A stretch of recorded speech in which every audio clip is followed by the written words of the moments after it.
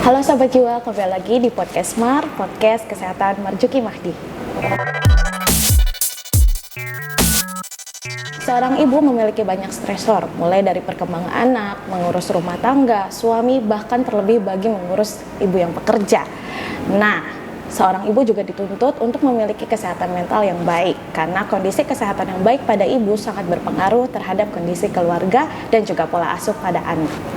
Itulah mengapa kesehatan jiwa pada ibu perlu untuk dibahas, sekaligus untuk memperingati Hari Ibu 2023. Nah, untuk membahas lebih mendalam nih, kita sudah hadir bersama narasumber yang sangat luar biasa. Ada Dr. Windy yang sudah hadir bersama kita.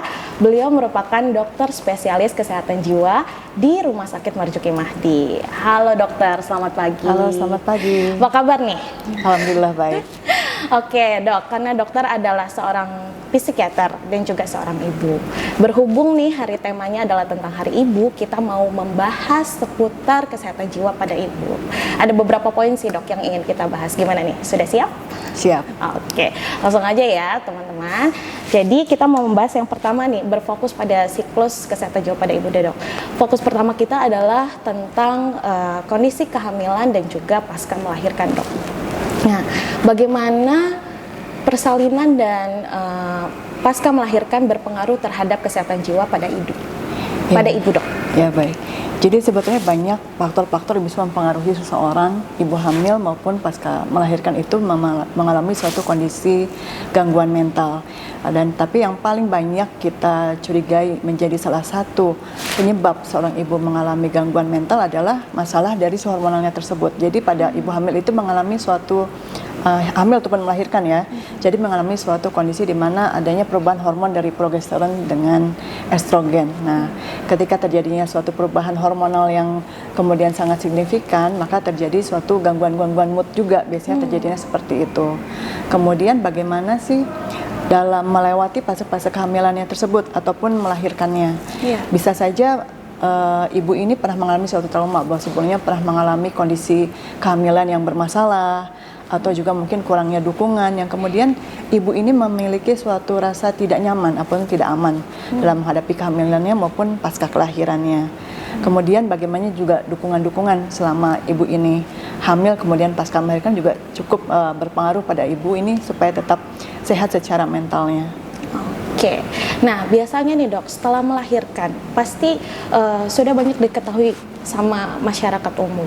Kalau melahirkan itu biasanya tidak jarang ibu mengalami baby blues syndrome, betul ya dok? Yeah. Nah, wajar nggak sih dok? Apakah wajar seorang ibu baru yang melahirkan nih, setelah melahirkan itu mengalami baby blues syndrome? Kira-kira apa aja gejalanya dok? Sebetulnya pada ibu hamil kemudian melahirkan ya, mengalami suatu baby blues itu sebenarnya suatu hal yang wajar juga terjadi karena tadi yang seperti dijelaskan yang tadi bahwa memang adanya pengaruh dari hormonal itu ya. Jadi bisa saja ketika hormonalnya itu bermasalah akhirnya menjadi suatu gangguan. Tetapi biasanya baby blues ini sementara. Jadi tidak lama ya. Nah, jadi bisa muncul juga dengan perasaan mungkin sedih, kemudian gangguan tidur, nggak mau makan. Tapi ini biasanya sesaat. Ya hanya beberapa, mungkin hanya sampai 1 minggu atau 2 minggu dia akan membaik kembali. Nah, penting juga diperhatikan bahwa ini bisa menjadi kondisi yang lebih buruk gitu. Serius ya? Lebih serius seperti menjadi suatu depresi pascapartum atau juga suatu kondisi di mana memang lebih berat lagi adanya psikotik pascapartum. Nah, ini penting sekali untuk dikanali oleh ibunya sendiri, kemudian juga oleh keluarga. Jika memang terlihat bahwa ini kok lebih buruk gitu ya dari biasanya, ya lebih baik kita memang ke profesional gitu ya, bisa ke psikolog maupun ke psikiater gitu untuk dilakukan pemeriksaan lebih lanjut. Ini perlu pengobatan atau enggak gitu. Oke, nah kira-kira dok, apa upaya yang bisa dilakukan, pencegahan nih dok, yang dilakukan oleh suami dan istri untuk mencegah dan juga menangani baby blues syndrome?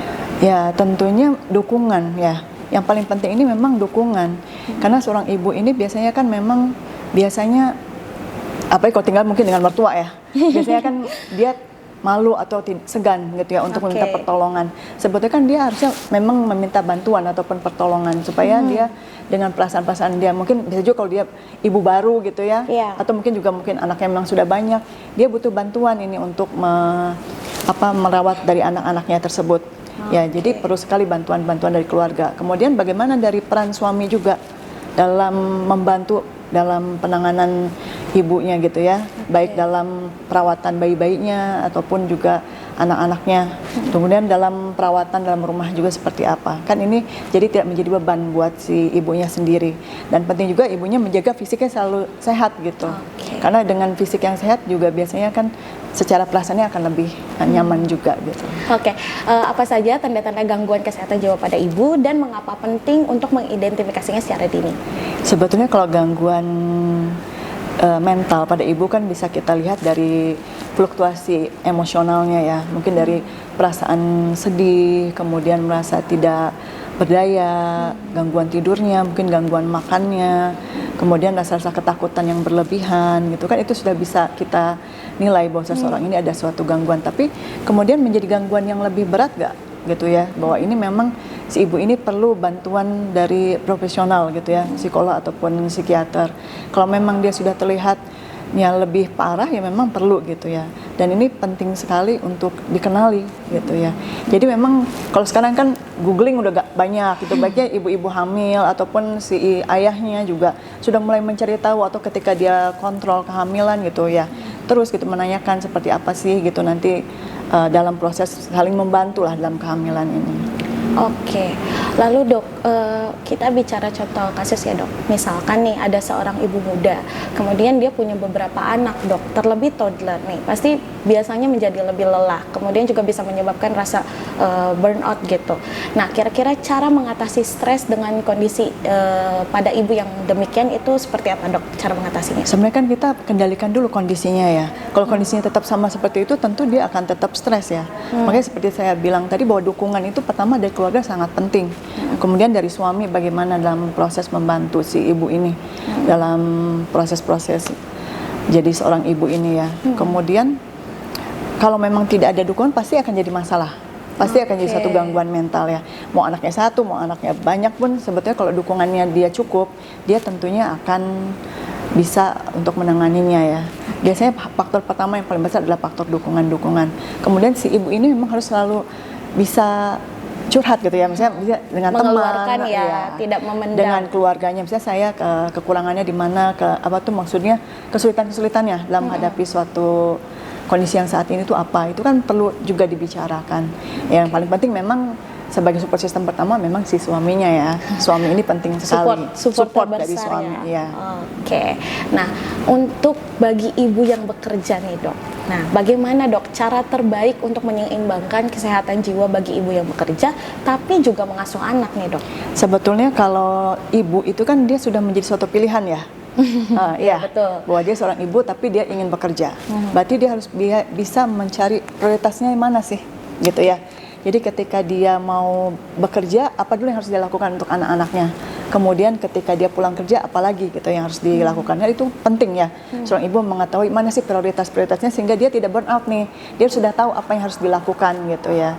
Dan ya tadi lagi kembali lagi suaminya dukungannya bagaimana. Jadi peran penting suami ini sangat penting gitu ya, sebagai apalagi ibu-ibu yang memang bekerja memang kan berat ya. Saat dia bekerja di luar kemudian harus merawat bayi lagi, kemudian anak-anak gitu yang beberapa anak, nah itu kan sangat dibutuhkan suatu bantuan-bantuan kan, dengan keluarga lain mungkin tidak bisa ya. Nah, tapi kendalanya lagi adalah suami juga pasti bekerja juga. Nah, jadi perannya itu bagaimana, apakah dengan bisa mempunyai seorang pembantu rumah tangga atau yang lain, atau juga peran keluarga yang lain di situ. Jadi kalau kita sudah bicara kita adalah ibu yang bekerja gitu ya dan memiliki anak, tentu ada konsekuensinya gitu ya. Dan kita harus bisa mengenali, oh saya sudah burn out nih, saya sudah perlu mungkin istirahat dulu dalam bekerjanya gitu ya. Karena dipilih aja mana memang yang paling memungkinkan supaya dia tetap secara mental tuh sehat. Apakah dia memilih untuk cuti dulu dalam bekerjanya atau dia bantuan dalam menjaga anak-anaknya itu seperti apa. Tadi kita sudah bicara 3 fokus ya dok, ada dari kondisi kehamilan, pasca melahirkan, kemudian ibu yang memiliki anak dan juga bekerja. Tadi juga dokter sampaikan di awal bahwa peran suami juga sangat penting ya, untuk memberikan dukungan kepada ibu supaya bisa menjaga kesehatan jiwa dan juga mental dari seorang ibu. Sekarang kita bicara sedikit secara umum dok tentang ibu nih.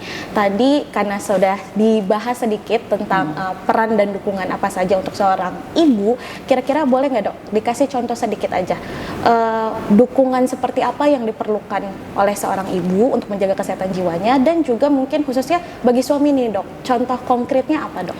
Kalau suami tentu dengan perhatiannya ya, mengucapkan suatu kata-kata yang memang baik gitu, Afirmasi untuk ya. afirmasi positif pada istrinya, memberikan dukungan juga gitu ya, bahwa dia memang sudah jadi ibu yang hebat misalnya. Betul. dengan bekerja kemudian merawat anak, itu udah sesuatu hal yang luar biasa. Nah, dia diberikan pujian begitu aja sebenarnya sudah senang ya. Kemudian diajak jalan-jalan misalnya gitu ya, dibawa belanja misalnya gitu ya. Jadi itu Shopping kan ya, Dok? shopping gitu. Jadi itu suatu hal yang membahagiakan juga. Kemudian juga ikut menanyakan apa kendala-kendalanya ibu ini gitu ya. Nah, itu kan sebetulnya suatu support yang sangat penting buat ibu. Sementara dia merasa kesulitan-kesulitan itu, tapi ada perhatian dari orang terdekatnya gitu kan, pasti dia akan merasa lebih bahagia gitu. Jadi itu penting sekali peran suami itu di situ. Sangat besar ya Sangat porsinya besar, ya ya dok? sangat besar. Jadi memang kasus-kasus ibu-ibu yang mengalami depresi pasca melahirkan, kemudian mungkin yang lebih berat lagi, memang satu memang tidak ada dukungan, kedua memang ada faktor dia dulunya memang memiliki gangguan psikologis sebelumnya. Jadi itu penting sekali. Oke. Baik dok.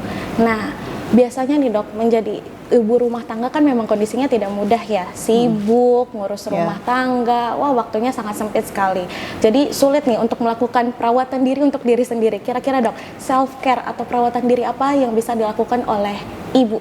Ya tentunya tetap merawat diri dia ya, secara kesehatan fisiknya maupun secara mungkin penampilannya itu kan penting. Bisa juga kita melakukan olahraga seperti itu. Kemudian tetap bergabung dengan komunitas ataupun teman-teman sehingga dia bisa saling berinteraksi. Jadi mengalihkan pikiran-pikiran mungkin sudah memberat gitu. Jadi kita lebih bisa untuk merasa berbahagia gitu dengan berkumpul dengan teman-teman, terus saling sharing. Tapi tentunya kita cari komunitas-komunitas yang memang positif, memberikan dukungan-dukungan yang positif. Jadi itu penting sekali. Oke, baik. Last question dok, pertanyaan terakhir nih, pamungkas.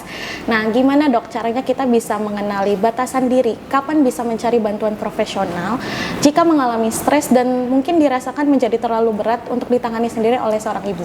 Ya tentunya kita bisa merasakan ya, ibu ini sudah bisa merasakan bahwa ini udah berlangsungnya agak lama gitu ya, perasaan-perasaan yang negatifnya, sedih, tidak mau makan, kemudian mungkin sudah ada mulai perasaan yang sepertinya nggak ada gunanya lagi, atau ada juga yang paling ekstrim, dia sudah merasa marah sama anak-anaknya karena merasa bebannya terlalu besar karena tidak ada dukungan.